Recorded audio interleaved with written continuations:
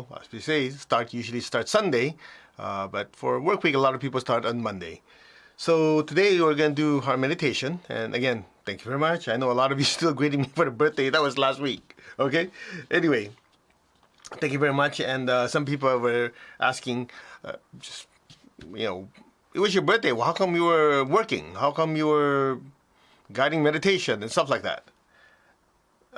Because it's important. And going back to the original lesson, which we talked about, was you are a spiritual being of divine intelligence, divine love, and divine will, or divine power. And the way my teacher explained it, Grandmaster Chokoksui, was, each of these aspects within you has a particular virtue attached to it. So, for example, you are a being of divine love. That manifests as the virtue of loving kindness, non-injury, and generosity, non-stealing. Yeah, that's an aspect of the love of the soul. And then you have the next virtue, the next aspect, which is you're a being of divine intelligence. That manifests as honesty and non-lying, right? Or objectiveness. In other words, don't be gullible. Think, and don't swallow everything. And you have the next aspect, which is you're a being of divine power or will, which manifests as constancy of aim and effort and non-laziness, and moderation, non-excessiveness. And so, since you're a being of divine power, that means there has to be constancy and aim and effort in everything you do. A lot of people said, well, but you have to be very loving. But even then, you cannot be kind of loving sometime, right? Today I feel like being loving. Tomorrow I feel like beating you up. There has to be constancy in everything. And in the Chinese tradition, all of you have heard this metaphor. I think it's true. If you have water dripping, just a drop dripping, it drips long enough, it can drill a hole through solid rock, right? Constancy of aim. That's why you notice there's some people in your life, they're not that intelligent. They might not be intuitive, spiritual, whatever, but man, they work hard, right? And just keep at it. Well, people quit, people give excuses, or people use, circumstance in their life as a reason to fail. They keep going, right? So I'm not saying that's the only important aspect of you, but it's an important one, because a lot of times people get on the spiritual path, they get so easily distracted. Oh, they're doing meditation, but life happens. Exactly, life happens, right? Oh, family, body gets sick, work, whatever. A lot of these things will and do happen. And so the question is, do you let it distract you? True, you have to take care of stuff, right? I mean, all of us do. The question is, do you get back on your path or not? That is a true test. And that's where what you call constancy, aim, and effort come in. Because people always come up with stuff, right? And we get distracted with something that's shiny. Oh, there's a new technique. There's a new this, there's a new that. I remember my teacher told me many years ago, do you know that very advanced yogis in India, they don't have like 20, 30 different techniques. They have one. But they've been practicing it for the last 20, 30, 40, 50 years, whatever, or many lifetimes. The key is constancy, aim, and effort. We get distracted so easy, especially in this internet age, right? There's this new website, there's a new name, there's this, quantum meditation, blah, blah, blah, whatever. Or suddenly cosmic this, or interstellar, or whatever. They throw out a big name at you, you go, ooh. I mean, it's good to explore. The question is, after you explored, okay, let me practice. So anything that you practice, you have to stick with it. Otherwise, you quit real easy. You don't even get to know if it works or not. Make sense? So the key is really constancy of aim and effort. And the thing is something like this. There are people out there, as you mentioned earlier, they might not know everything. They might not be very smart. They might not have all the different insights. But man, you give them something to do, they get it done. And if you look at people who are successful, that's one of the traits they have in anything. You want to be an advanced yogi. Guess what? You don't meditate when you feel like it. You do it because it has to be done. I mean, you keep at it. You want to be successful in business. You cannot say, oh, today I feel like working. Tomorrow I don't feel like it. Well, because I'm intuitively whatever crap that comes up, right? Everybody gives excuses. And a lot of people use the spiritual path, or they use spiritual reasons as an excuse not to work. I've seen that before. Yeah, but you know, I mean, do you really feel like I shouldn't work because I should allow the universe to bring it to me? Yeah, they bring it to you. You still have to work your ass off to get through it, right? I've seen too many of those. That's another one. Or people say, well, because I'm a loving person. Yeah, if you're a truly loving person, whatever you relationship you want to improve, you stick with it. You don't go, yeah, I kind of like working on it, but I kind of love you when I feel like it. What the heck? You get the point? Constancy of aim and effort. I know some of you feel like you're too harsh. Well, you know the answer to that comment, right? Go somewhere else. Because if you're going to study with me, that's the thing that my teacher drilled in my head. You know why? Because before I met him, I was a big fat mess. Yeah, I was such a rebellious kid. I'd do anything and everything. I was all over the place. And so for him, I was like a wild horse that need to be tamed to focus, to keep going in one direction. So he was really on me. I mean, literally. Okay, did you meditate? Yeah, how many students have you produced? I mean, he was on me. Like, I'm going, how come you don't do that to my colleagues, only to me? Of course, he never answered that question. Every time I see him, he's like on me. Okay, did you practice this? Did you get rid of that? Did you do that? I'm going, oh. I was looking for the, guru disciple thing, like, my son, do this. None of that. It's like, You know why? He knew who I was, or who I am. Like, I have a tendency to be like going all over the place, so he just kind of pounded at me until went in that direction. The good news is, I just want to share this with you, because so you don't feel like, oh man, you're old. Sledgehammer technique. Okay, listen carefully. Many years ago, I have this person that organized classes for me. His name is Tom Park. Some of you probably remember him if you've been around. And he belonged to another spiritual school. And he said something, when I was sharing this with him, he told me, he said, it's interesting, great teachers, they have a way of bringing the qualities within you. I said, yeah, no kidding. It's just how they do it. He said, no, you don't understand. He said, a great teacher, and this is the metaphor that his teacher used, it's like a blacksmith, okay? That take a piece of metal with a hammer, and he pounds on it. But the blacksmith doesn't just pound on it. The blacksmith hold it on the other side to just the right support and pounds it in a way so it comes out the perfect shape. You get that? So the way he's explaining is, true, the teacher might be very, very hard on you. But if you have a good teacher, the teacher will pound you, not literally, come on you guys, okay? Like, keep pushing you, but in the meantime, they're molding your character. They're molding who you are. Now, if you have a teacher that says, do whatever you like, you better run away. Because if the teacher's like that, that means the teacher doesn't care. If the teacher really cares about you, the teacher will say, do this, do that, do this, do that. And so I remember many years ago, my teacher was so strict. And I go, okay, how come he's always so strict? I was looking for this, fatherly type, whatever. Nope. Fatherly, all right? I seen the Asian way. Do this, don't do that, right? And then one time in a certain lecture, he was addressing the entire group, not just me. He was addressing, I don't know, a couple hundred people, 100-something people, right? And then he said something interesting. And he said, when the teacher ignores you, that means there's a problem. That means you're getting big-headed and you're not teachable. And I go, okay, let me process this in my logical mind. So that means if the teacher's very strict with me, at least he's paying attention. He really cares. Ouch, but it still hurts. But if the teacher doesn't care when I screw up, which one should I take? Okay, I'll take the discipline. Then a realization came to me. A disciple is an embodiment of discipline.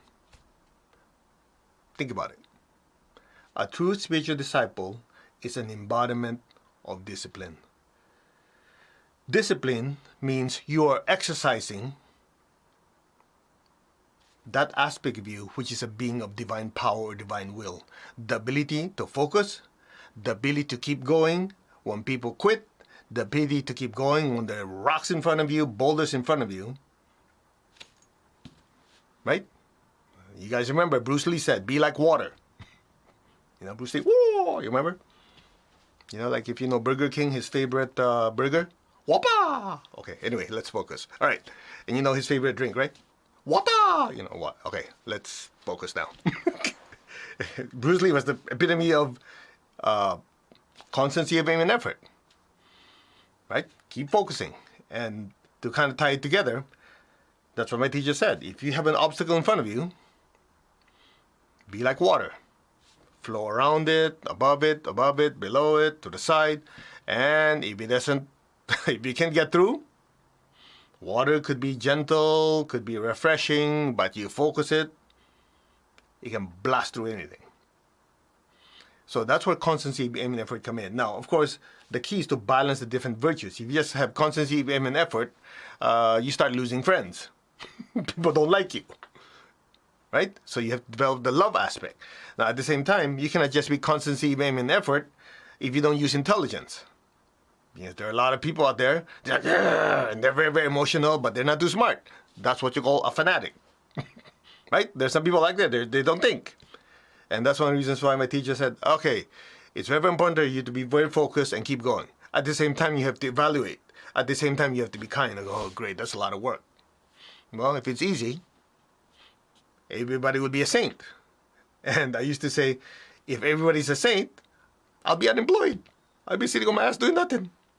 So, anyway, do you get my point? The key is to balance these things, but you cannot do all of it at the same time. And the way my teacher explained it is, he actually showed this metaphor before to one of my colleagues. He said, go out and get chopsticks. You know, Asian people will use chopsticks. Get chopsticks. So my colleague got a set of chopsticks. It was just 2. He goes, break it. Broke it. Now get 10 sets. I think 10 sets or something like that. Okay. So he got 10 sets. Now break it. My colleague goes, Master, break it. The guy goes, exactly the point. You break one character defect at a time. Or you break one challenge in your spiritual path at a time. And so if one of defects or things we need to learn is laziness, then you work on laziness. Oh, another thing is like, oh, you have a tendency to be harsh with your words. Oh, that's another one. In other words, you break one negative aspect at a time. Clear? And so today we're just focusing on constancy and effort and non-laziness, because I do notice that's one of the things that people slack off. Here's another one. You know, a lot of you are still on, if you're in Southern California, well, I think California, yeah, gyms are not open yet. They're locked down, right? And so one of the things that people say is, yeah, that's the effect of COVID. People get fat and people get lazy and get more curvy. Right? Okay. They start having Buddha belly or beer belly, whatever belly you want to talk about, because they sit around, don't do anything. So you think about it, you go, okay, that means I'm allowing the circumstances to dictate what I do with my life. So what do? Find ways to get around it. That's probably one of the reasons why dumbbells are selling like crazy all over the US, and if you can find them, they're like 3-4 times the price. Because people who have constancy and effort, they don't let the gym that's not open stop them from keep going. So that should be the attitude. So that's on the physical side. And on the spiritual side, to kind of wrap it all up, I hope that answers the question why some of you say, hey, last Friday was your birthday. How come you're still working? Birthdays come and go. A holiday comes and goes, right? Celebrations come and go. They're nice. I'm very grateful. But the work continues. Yeah, but how come you don't slow down and smell the roses? I smell it as I run 1,000,000 miles per hour. I can still smell it. That's my attitude in life.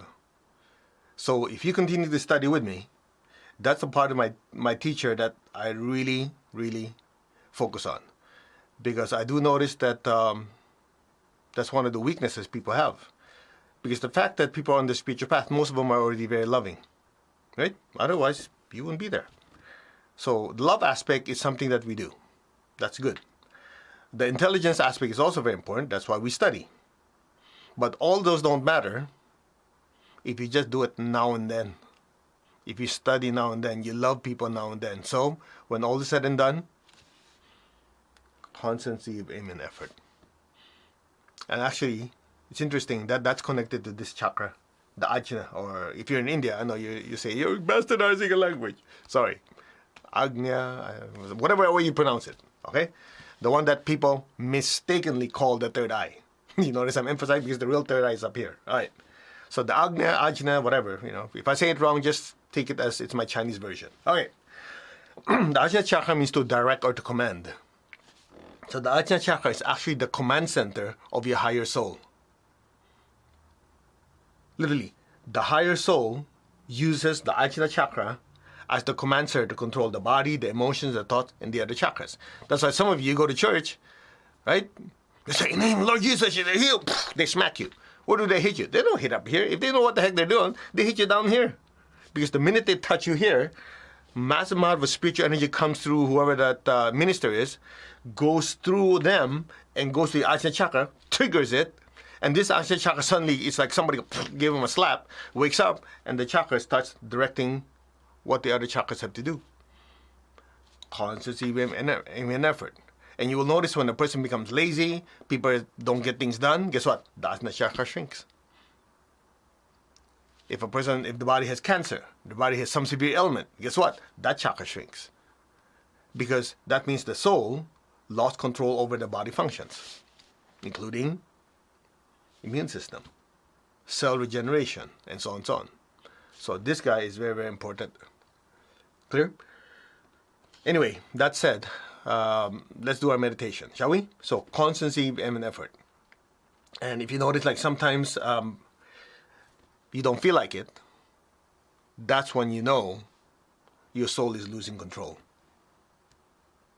That's why you have to have that realization in the background. Every time I'm ready to make excuses, that means the I lost control. Now, before you guys space out, just I'll give you the announcements now, because a lot of times after we're done with meditation, I'm giving announcements and I go, what? That's why I see the comments and go, this guy wasn't listening. Then I realize, well, it's partially my fault because we space you out too much. And then I give you an announcement, then you're going to go, what you're talking about? Which planet? So, tomorrow night, California time, we're doing the introduction workshop. And we call it a workshop because you'll be doing stuff. You don't just sit and listening to a lecture. So myself and our instructor Chandan Paramswara will talk about harnessing the environment around you. Okay, pranic feng shui. And also how to use that energy in conjunction with your energy system for self-healing. Now, the ones who already took pranic in the other classes, obviously this will be a review. If you're new, this gives you an idea that you have an energy body. That's the reason why so-called feng shui affects you. Some people make the mistake, oh yeah, I want to make sure my bed is right, my workplace, or all that is right. Great. But if you don't make the connection that how it affects your chakras, then how the heck does it affect you financially, emotionally, relationship, and spiritually? It doesn't. It's because you have your energy centers, that each of your energy centers have certain functions. That's why those energies from the environment affect you. That's why we're doing both of this tomorrow night. Not to mention, the pranic feng shui class that we're teaching next month, I think it's next month, yeah, next month, the self-healing is a prerequisite. Otherwise, you won't understand the interface, okay? Now, I know some of you are saying, yeah, but it's only for the US. If you have a US address, you can register. I didn't make the rules. This is from our mother organization that wanted to keep it in certain countries. So, if you're from another country and you don't have a US address, these two classes are going to be taught in your area by someone else. So you go learn from them. Okay? So at least it's clear. So that is tomorrow night, California time, 6 p.m. Okay? PDT is Pacific Daylight Savings Time. I hope I got that right. Yeah. Okay, that's tomorrow night. It's going to be an hour and a half. People always ask, how long? What, you're bored already? Right?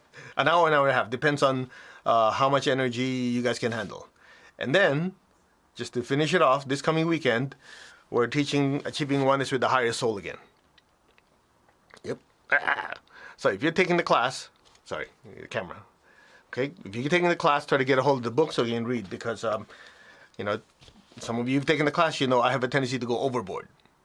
Go, you overboard? You guys watched my video yesterday on how to wash crystals? I was saying, if you can't overdo it, don't do it. Everything has to be done over 100%. That's how you ensure success in everything you do. But anyway, that's just me. Shall we? To the Divine Supreme God, Divine Father, Divine Mother, to all the spiritual elders, holy masters, saints, archangels, holy angels, and spiritual helpers. Personally, to my beloved teacher, Master Chua Kok Sui, Mahaguju Meiling, we humbly invoke for divine light, divine love, guidance, help, healing, and divine protection. We thank you. In full faith, so be it. All right, sit comfortably. All right, we'll do meditation twin hearts. Just quickly, some of you are asking, what is this secret sauce thing? Or special sauce? It's just a way for me to use a term that you guys understand. And of course, the stereotype, my body being Chinese, you go to a certain restaurant and go, ooh, how have that restaurant? They have special sauce. MSG. No, okay, don't go crazy. Okay? And the whole idea is something like this. One of the reasons why some of you, if I can explain, why some of you are having intense experiences, is because as we do the meditation, there's so many of us. So it's just like when you meditate in a big room with so many people, the energy is magnified. Because if your spiritual connection, that pipeline, gets wider when you meditate, if there's like 10, 15, 20, whatever, how many people meditating, all those spiritual pipelines getting big, it has a tendency to almost form like one gigantic tunnel. That's why my teacher used to explain, he goes, one person doing meditation twin hearts generates a certain amount of energy. When you have 7 or more people meditating at the same time, it's equivalent to over 100 people meditating at the same time. So it's a compounding effect. Okay? And then me not being so moderate yet, I figured, you're already here, why don't we crank up the energy more? So during the meditation, I have a certain technique that was taught to me by my teacher where we add some special energy to kind of push it a little further past the limit. So that's what I just call secret sauce. That's it. Okay? So I know you guys have been asking, what is the secret sauce stuff? It's just additional energy. It's just like you're already taking off in a rocket. We just slap on more booster rockets so you can go faster and higher. That's it. Shall we? Take your left hand, tap your heart center. Take your right hand, tap your crown. Put your hand like this. Actually, put your hand like this. Let's affirm oneness to make it even more intense. Say, I am that I am. I'm not the body. I'm not the emotion. I'm not the thoughts. I am the soul. I am a spiritual being of divine intelligence, divine love, and divine power. I am that. The soul. Just be still. I, the soul, am one with my higher soul.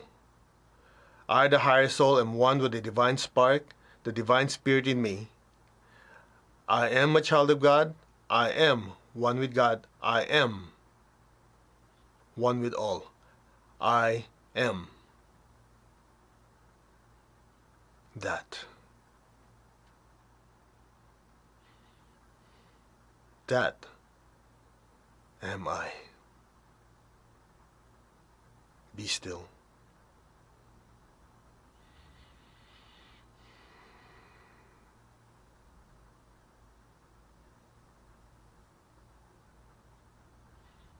When you are still, you are actually commanding your body, your emotions, and thoughts to become more inactive so the I can be more active.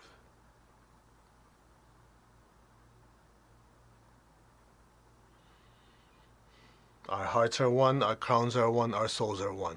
There is only oneness. Maintain your stillness and awareness. Imagine all of us, beings of light, are inside the big bright sun, a bigger being of light. Just say, we are one with God, we are one with all. We are one with God's presence in the sun, the central spiritual sun, or in Theosophy, the solar logos. We are one. Open your hands in blessing. Collectively, be aware of your hearts, your hands. Project a beautiful beam of pink light from the sun into the earth. Lord, make me an instrument of your peace. Wherever there's hatred anywhere in the world, let me sow unconditional love. Bless your family, your relatives, your friends with unconditional love. The people you work with. Let this unconditional love flood your city, your country, and let it flood the entire earth. Where there is injury, let me sow pardon and forgiveness. Where there is doubt, let me sow faith. Where there is despair, let me sow hope. There's so many people right now who are suffering on many levels of their life. Physically, emotionally, maybe mentally, maybe financially, even spiritually. Bless them with hope and with faith and a better tomorrow. So be it. Visualize anyone you know going through difficulties, their life improving massively. Simultaneously flood them with beautiful divine pink light. Bless them with hope and with faith and a better life. So be it.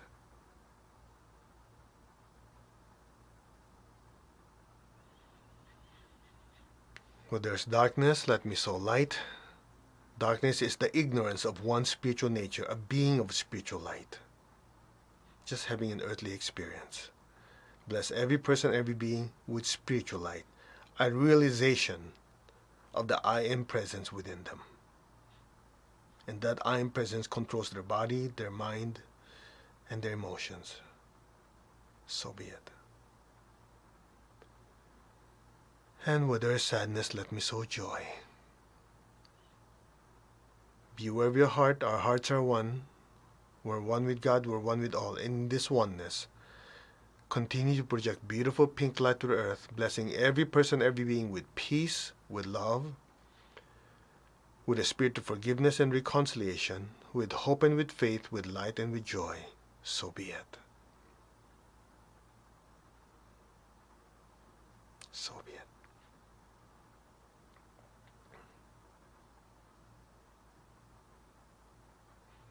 Now be aware of your heart. Take a deep breath.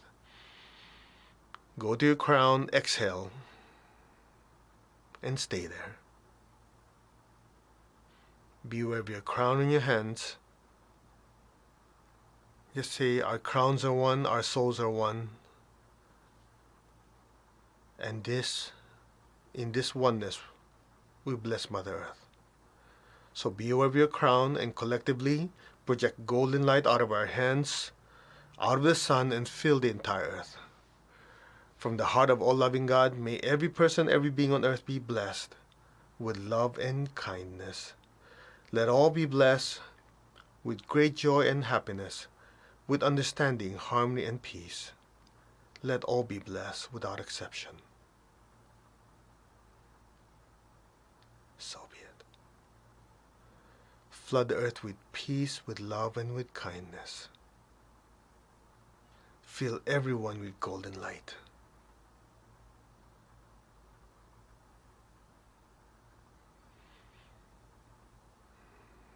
Now, be aware of your heart and your crown at the same time. Take a deep breath. And exhale. Our hearts are one, our crowns are one. Again, be aware of your heart and crown. Take a deep breath.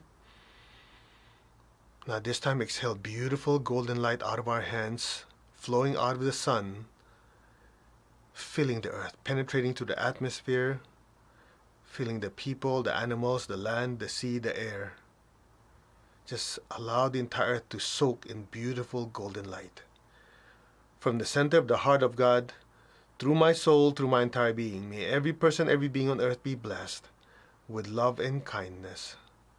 Let all be blessed with inner peace, inner healing. Let all be blessed with understanding, with harmony, with goodwill, and the willingness to do good. Let all be blessed without exception. So be it. May all be blessed with peace, love, and kindness. Bless all the people who are sick right now with divine healing light. Visualize their bodies completely recovering. Bless all the caregivers, doctors, nurses, essential workers. Flood them with divine healing light and divine protection. So be it. Bless all our leaders on all levels, top to bottom, bottom to top. May all be blessed with loving kindness, with the heart to serve, and to serve selflessly, putting the needs of the community, their city, their state, their country completely ahead of their own. So be it. May all be blessed with peace, with love, and with kindness. So be it. From the center of the heart of God, may every person, every being in the higher worlds, middle worlds, even the lower worlds, let all sentient beings in every dimension, in every direction, above and below, be blessed with God's unconditional, compassionate, purifying light and soothing healing energy. So be it. Can you feel the pressure building? Somebody feeling tension in your hands, tingling? Just let the energy flow out. That's the increased energy flow. Bless your family, friends, loved ones, city, state, country. Just let it spread throughout the entire world. If you know anyone who's sick, anyone who's having financial issues, visualize their lives turning around. Fill it with beautiful golden light. Make sure your tongue is on the roof of your mouth. Just let the energy flow. We are one.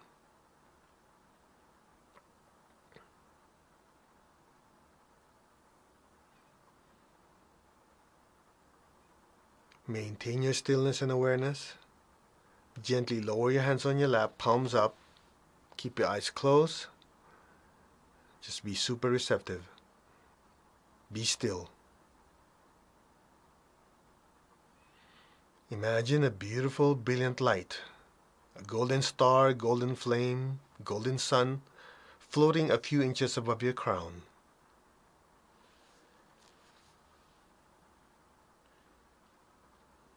Gently be aware of the love within your heart and allow that loving energy from your heart to gently rise up to your throat, up to the center of your head. Be still.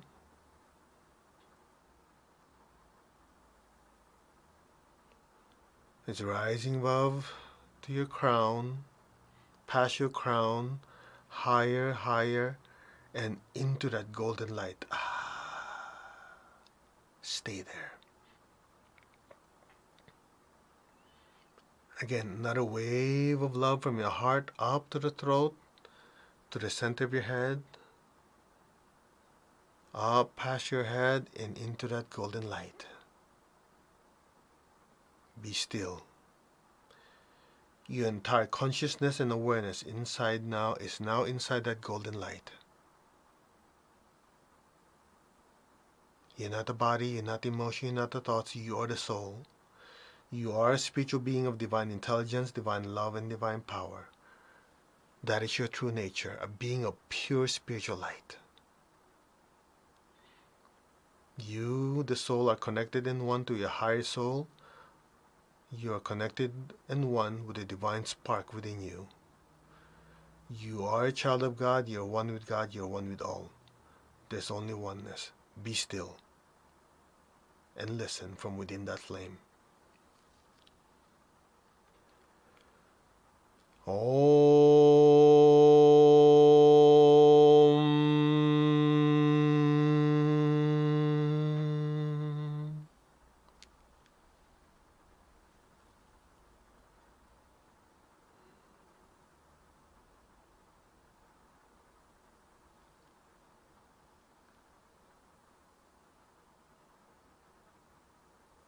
Om.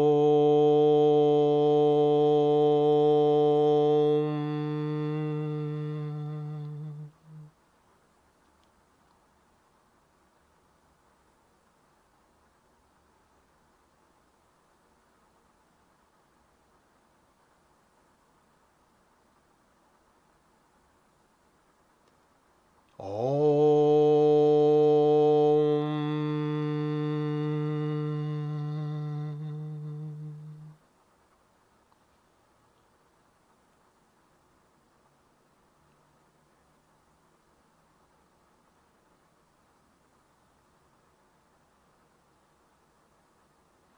Be still.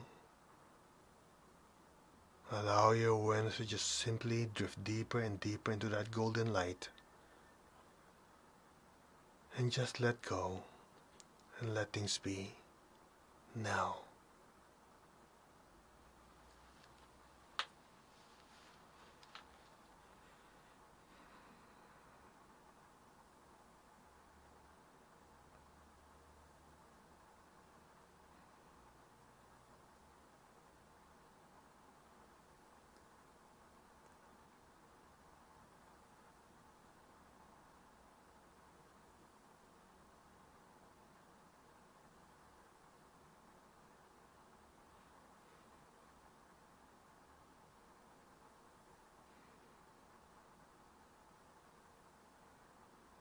Let go.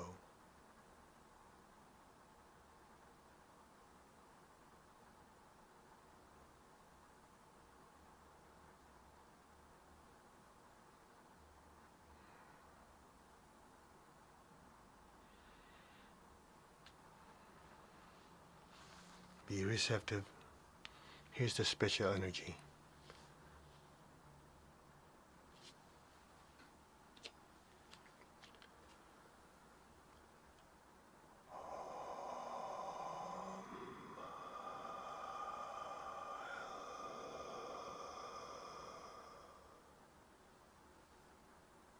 Let go.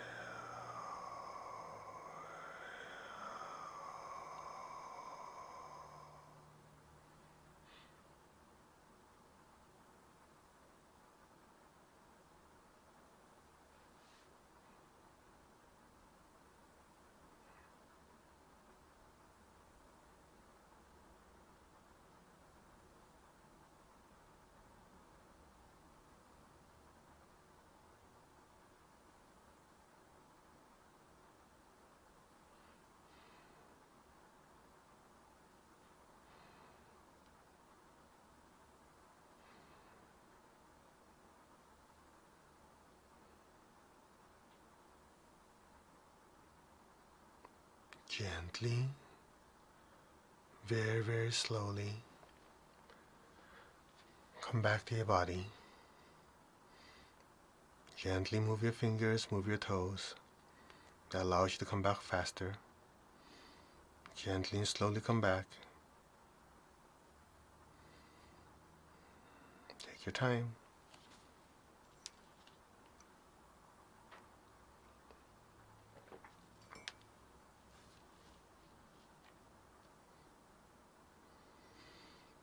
Right, raise your hands in blessing. We're going to release the excess energy that our bodies cannot absorb. First, imagine all the people you love in front of you. Fill them with beautiful golden light. May all of them be blessed with good health, with happiness, with abundance and prosperity, and spiritual oneness, spirituality. So be it. Bless your job, your career with success, with progress, with growth and advancement. So be it. Bless the city you live in, the state, the country, and let the blessings spread throughout the entire earth now. So be it.